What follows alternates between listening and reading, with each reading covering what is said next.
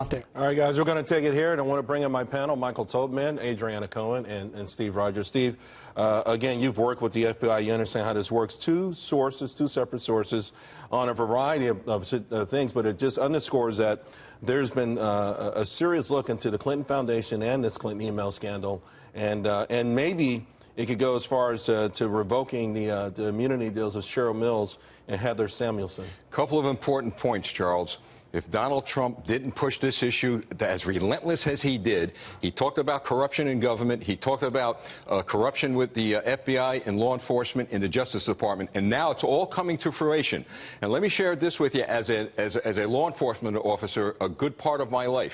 There's no question in my mind that the FBI found something very damaging, and that's what they're going to be going after. Should they be leaking it then? I mean, as a professional investigator in the past, do you like the idea that you have different sources leaking this, or should it run its course? Well, it should run its course, but when it comes to leaks, I really believe there are agents in that bureau who are very concerned about the future of this country, and some of them did leak it for that purpose and that purpose only. Adriana, I mean, you've been covering this extensively for your paper, and again, they're looking at 302 interviews here. They're looking at pay-to-play between the secretary and the foundation.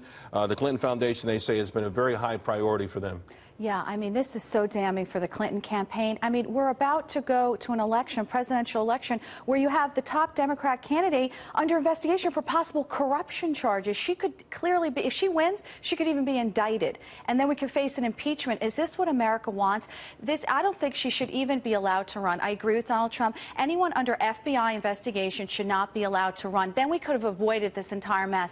And I have to say, President Obama is also partially responsible for the mess that we're in, because when Hillary Clinton was Secretary of State, he never implemented an Inspector General, and that would have been the watchdog, and that watchdog would have said, no, you can't use these private servers. That watchdog would have noticed that she was using this private service, and he would have shut that down. And also, President Obama was emailing with her with this private email. He didn't do his job. He should have said, hey, wait a minute, Hillary, you're violating the rules. You better stop that right now.